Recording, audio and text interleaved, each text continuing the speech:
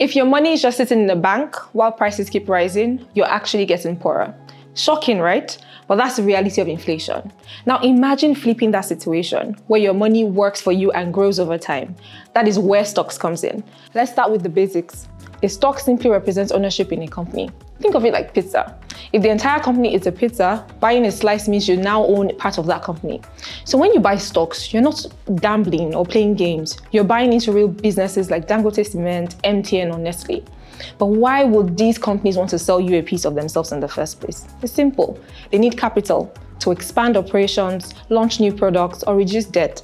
Just like a small business owner who brings in investors to grow the business. Companies sell shares to raise funds. Now let's flip that perspective. Why should you buy stocks? Because when a company grows and becomes more valuable, so does your slice of ownership. You can make money in two main ways. One, capital gains, where you sell your stock for more than you bought it. And two, dividends, where the company shares part of its profits with you.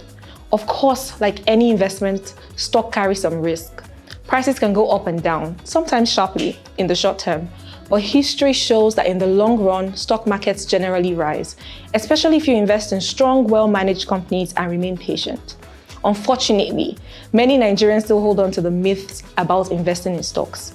Some believe it's only for the wealthy, but today you can start with as little as 1,000 naira. Others think it's like gambling, but gambling relies on luck, while stock investing is about owning real businesses and making informed decisions. There's also the belief that you have to monitor the market every day, but long-term investors don't need to worry about daily movements. Think of stocks like planting a tree, not flipping akara. So why does all this matter? Because leaving your money in a savings account earning 4% interest while inflation is at 22% means you're losing value every single year.